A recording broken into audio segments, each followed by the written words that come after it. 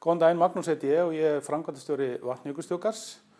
Ég ætla að segja ykkur í stuttumáli frá starfseminni í þjóðgarðinum og leggja svolítið áherslu á að kynna fyrir ykkur svona hvernig starfsemin dreifist við landið og hvernig störfin eru tengd mismunandi landshlutum. Fyrst aðeins Vatnajökulsþjóðgarð. Hann var stofnaður í júní 2008 og fjöldinn sem sækir hann heim hefur vaxið mjög hratt undanfarin ár og árið 2019 þá fór fjöldinn yfir 1 milljón ferðamanna. Og þetta er stór þjóðgarður, hann er tæplega 15.000 ferkílómetrar eða 15% af yfirborði landsins. En jökull er auðvitað nærri helmingur af því flatarmáli. Og þessi þjóðgarður er langstærsti þjóðgarður í Vestur-Evrópu. Þjóðgarðurinn rekur fjölda þjónustusvæða sem skiptast í gestastofur, upplýsingastöðvar, landvörslustöðvar, gestaskjól, áningarstaði fyrir daggesti, tjaldsvæði, skála og staði með upplýsinga- og fræðsluskiltum. Og það er unnið að landvernd, fræðslu og fjölbreyttri þjónustu við gesti þjóðgarðsins og fyrirtæki sem innan hans og utan starfa. Núna starfa hjá Vatnajökulsþjóðgarði 35 starfsmenn í heilsu- og stöðugildum. Auk þess starfa ríflega 70 manns til viðbótar föstum starfsmönnum frá maí til október ár hvert. Og hér sýni ég ársreikningana frá 2019 og 2018 svona til að gefa ykkur innsýn í svona veltutölur. En þjóðgarðurinn er að velta í almenn rekstri rúmlega 900 milljónum króna á ári.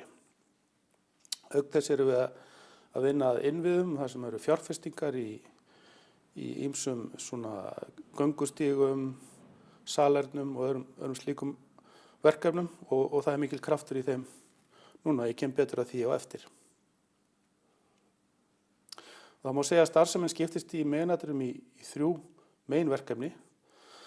Fyrsta lagi er það að vernda, viðhalda og þróa og það er náttúruverndarhlutverkið.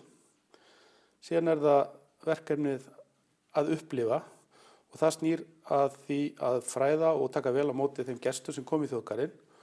Og svo er það að skapa, en það snýr að samstarfi við atvinnulífið og þau fyrirtæki sem að starfa í þjóðgarðinum.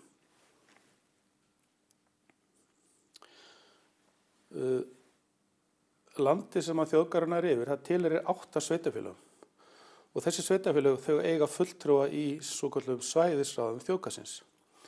En þessi sveitarfélög er eins og þið sjáu hér á glærunni Þingeyjarsveit, Skútustaðahreppur, Norðurþing, nýja sveitarfélagið Múlaþing, Fljótsdalshreppur, sveitarfélagið Hornafjörður, Skaftárhreppur og Ásarhreppur. Og aðeins til að fara yfir hvernig við skipuleggjum starfið, þá er þjóðgarðurinn skipt í 4 meginsvæði. Það er norðursvæði og því er enda skipt í 2, láglendi og hálendi. Það er austursvæði, suðursvæði og vestursvæði. Og það eru 5 þjóðgarðsverðir við störf, 1 á hverju svæði, en sem sagt 2 á norðursvæðinu, 1 á láglendinu og 1 sem sér hálendið. Síðan eru svæðisráð, svokölluð svæðisráð fyrir hvert svæði og í því sitja 3 sveitarstjórnarfulltrúar, auk fulltrúa frá ferðamála, útivistar og náttúruverndarsamtökum. Og svo eru 4 formenn svæðisráða sem að sitja í stjórn ásamt fulltrúum umhverfisráðherra, fulltrúum náttúruverndarsamtaka og fulltrúum útivistarsamtaka. Og svo er ég framkvæmdastjórinn og ég er með skrifstofu í Garðabæ. Gestastofunar, þær eru dreifðar þjóðgarðinn og þær skipta miklu máli. En það er einn gestastofa á Kirkjubæjarklaustri og þar er enda verið að byggja nýja gestastofu. Framkvæmdir þar hófust núna í sumar. Síðan er gestastofa í Skaftafelli, það er gestastofa í Gömlubúð á Hornafirði, það er gestastofa í Snæfellsstofu á Skriðuklaustri og svo gestastofa í Ásbyrgi, svokölluð Gljúfrastofa og nú er rætt og verið að undirbúa nýja gestastofu við Mývatn. En gestastofunar eru svona eins konar hliðin í þjóðgarðinn þar sem er tekið á móti hópum og þar fer fram fræðsla og ákveðin þjónusta og þar getur fólk fengið ýmsar upplýsingar eins og bæklinga og kort þjóðgarðinn og það eru líka haldnir viðburðir og þar er þetta kaupa svona smærri minjagripi. En þá kannski að því sem skiptir mestu máli hér á þessu málþingi, það eru störfin. hvar eru þessi störf og hversu umfangsmikil þessi starfsemi hvað varðar störfin. En þið sjá hérna á kortinu að rauði liturinn, það sýnir fjölda starfsmanna sem eru í fullu starfi allt árið kring, en grænu tölunar sem eru í sviga sýna þá sem að hafa bætast við á sumrin. Og þessar tölur miðast á við sumarið núna í sumar 2020. En þarna sjáum við að á höfuðborgarsvæðinu eru 4 starfsmenn búsettir og þar bætist enginn við á sumrin. Þetta er bara fast fólk sem tengist skrifstofunni. Síðan á Mývatni, þar er 1 þjóðgarðsvörður og þar bætist við 8 á sumrin í sumar. Á Ásbyrgi, þar eru 4 fastir starfsmenn, 1 þjóðgarðsvörður og landverðir og þar bættust við í sumar 19 starfsmenn. Á Austursvæðinu þar eru 3 fastir starfsmenn og þar bættust við 19 í sumar og á Suðursvæðinu sem er umfangsmest, þar eru 19 fastir starfsmenn núna og þar bættust við 48 starfsmenn síðastliðið sumar. Og svo að lokum það Vestursvæði, þar eru 4 fastir starfsmenn og þar bættust við 20 núna í sumar. Og þessi sem bætast við á sumrin er aðalega landverðir, svokallaðir landverðir, auk þess sem eru líka með starfsfólk sem sér svona ákveðin þjónustustörf, þrif og annað slíkt.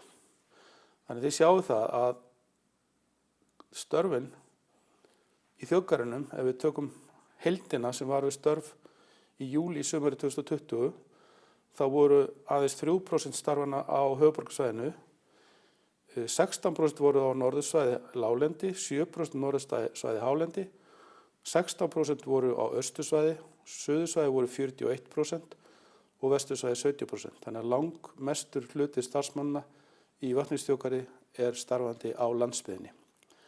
Og þetta er afar mikilvægt að hafa í huga.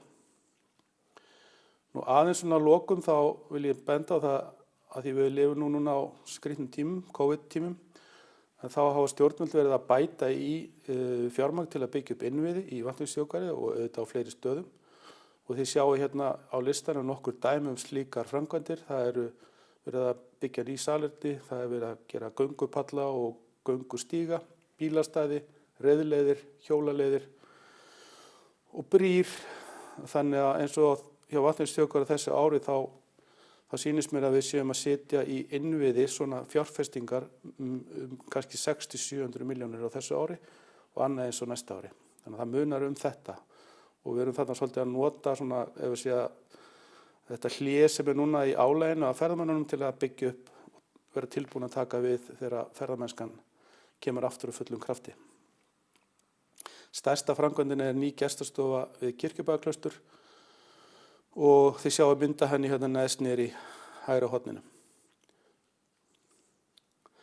En það svona að lokum, þá vil ég nefna til þess að varpa hérna inn í umræðuna þær áskoranir sem við erum að fást við. Þetta er Vatnajökulsþjóðgarður er ung stofnun, aðeins 12 ára gömul, stór, bæði stjórnsýslulega og landfræðilega og tiltölulega flókin stofnun. Og svona það helstu áskoran sem brenna á okkur núna, það er raunverulega húsnæðismál fyrir starfsfólk. Það er mikill skortur á húsnæði fyrir starfsfólk þar sem er mest þörf á að fjölga starfsmönnum.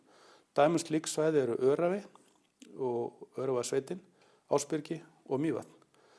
Þarna er varla hægt að fá, ef þú vilt starfa hjá þjóðgarðinum, við talum ekki ef þú ert með fjölskyldu, þá er mjög erfitt að fá húsnæði og jafnvel þjónustu sem eðlilegt er að veita fólki sem sest þarna að.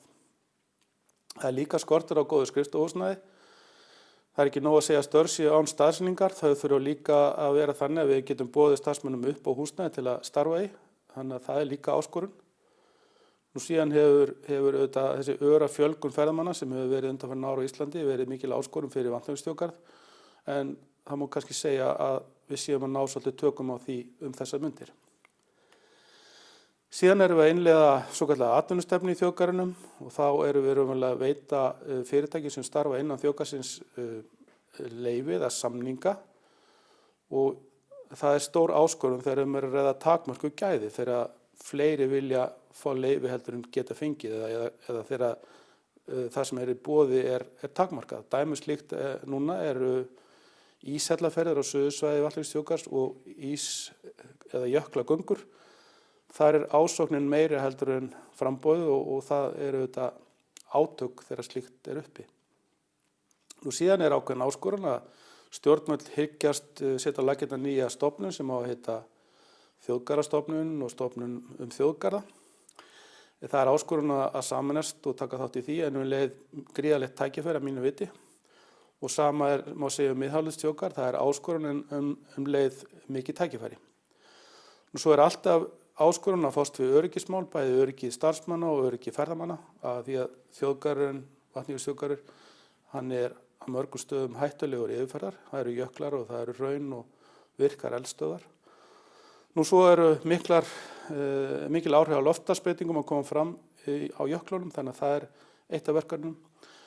Og svona kannski að lokum heimsminjaskrá, stofnunin komst á heimsminjaskrá á síðasta ári, eða þjóðgarðurinn, Vatnajökulsþjóðgarður, og það mikill heiður en leið þá þurfum við að standa okkur ennþá betur í sambandi við þau verkefni sem okkur eru falin. En ég ætla bara að láta þetta duga núna og svo tökum við bara umræðuna núna eftir. Takk fyrir.